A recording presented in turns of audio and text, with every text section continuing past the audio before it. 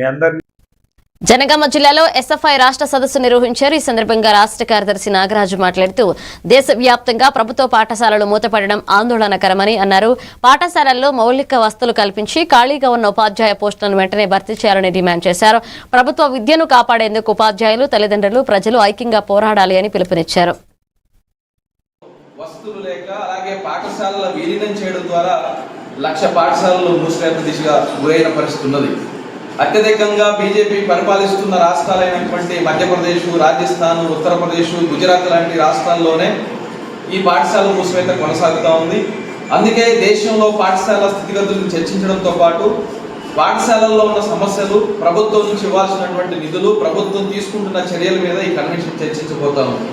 తెలంగాణ రాష్ట్రంలో కూడా జాతీయ విద్యా విధానాన్ని అమలు చేయడం కోసం ఈ రాష్ట్ర ముఖ్యమంత్రి రేవంత్ రెడ్డి గారు ఈ రాష్ట్రంలో ఉన్నటువంటి పాఠశాలన్నింటినీ విలీనం చేస్తామని చెప్పి చెప్తున్నారు.